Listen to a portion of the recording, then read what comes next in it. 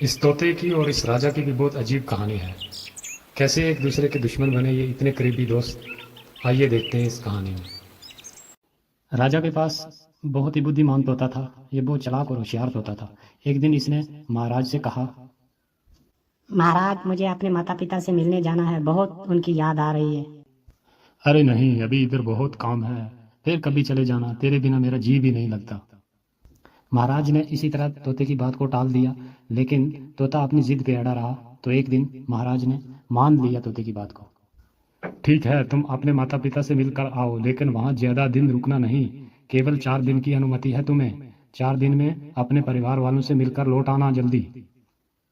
ठीक है महाराज, मैं बस जल्दी आ जाऊंगा। 4 दिन के अंदर अंदर मैं अपने माता पिता से मिलकर वापस आ जाऊंगा।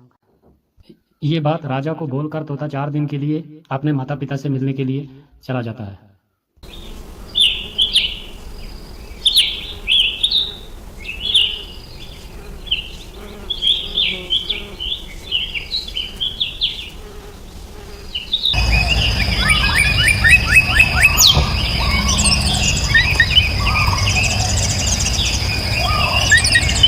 जब 4 दिन गुजर गए वहाँ अपने माता पिता के पास होते हुए, तो उसे ख्याल आया कि अब 4 दिन गुजर गए, राजा के पास वापस भी जाना है, तो क्यों ना राजा के लिए एक खास तोहफा ले लिया जाए ताकि राजा बहुत खुश हो जाए। दरअसल वो क्या है कि एक अमृत फल लेके जाना चाहता था राजा के लिए, जो खा के अमर हो जाता है इंसान। तो वो फल जो था वो बहुत दूर था, पहाड़ी के अंदर था वो फल। तो तोता जो है वहाँ से पर्वत की ओर निकल पड़ा। तो चलते चलते बहुत देर हो गई। शाम के करीब उस पर्वत के नज़दीक पहुँचा जहाँ पर वो अमृत फल था। अमृत फल तो तोता ने क्या किया कि उसको तोड़ लिया, ले लिया, लेकिन वापस आते आते उसे रास्ते में अंधेरा हो गया। तो अंधेरे के कारण तोता आगे बढ़ नहीं पाया। तो उसने सोचा, मुझे रात यहीं रुकना होगा, आगे बहुत अंधेरा हो चुका है। तो रात यहीं गुजार लेता हूँ, सुबह महाराज के पास चला जाऊंगा। ये जगह ठीक है रात गुजारने के लिए। ये कहकर तोता आराम से पेड़ के नीचे सो गया। तो फल रखा हुआ था नीचे, वहाँ से एक अचानक सांप आ गया। तो सांप ने उस फल को थोड़ा खा लिया, तो इस फल के अंदर जहर चला गया। अब सुबह जब हुई तो तोता ने फल उठाया और महल की ओर जाने लगा।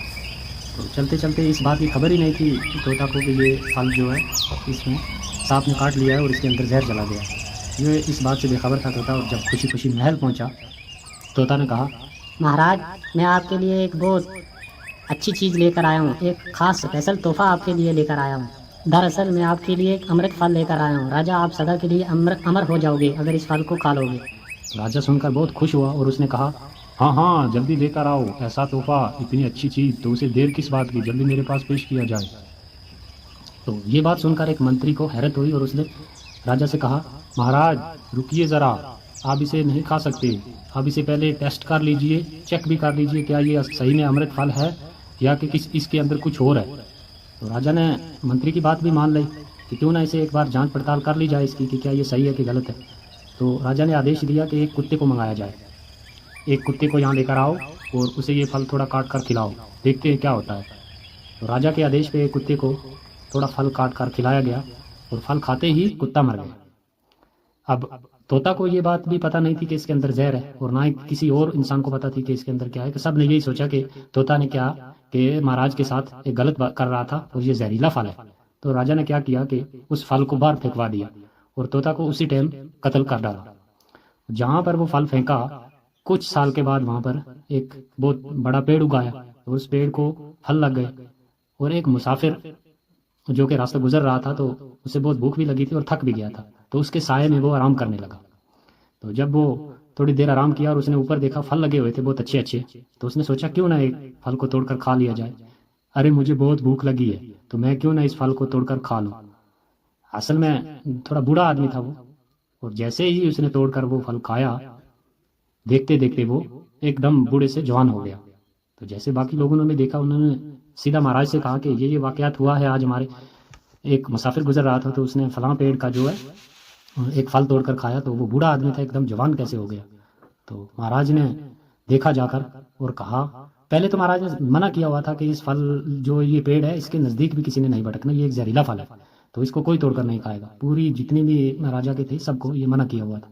तो जब उसे ख्याल आया कि असल में ये फल जहरीला नहीं था, क्यों कि अगर ये फल जहरीला होता तो ये इंसान भी मर जाता। असल में वो फल था, अमृत फल था, लेकिन उस फल के अंदर जहर चला गया था किसी कारण, पूरा वो जहरीला फल नहीं था।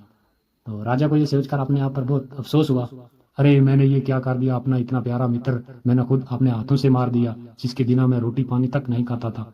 तो मैंने कितनी बहुत बड़ी गलती कर दी, बिना जांच पड़ताल के मैंने अपने एक प्यारे मित्र को कत्ल कर दिया।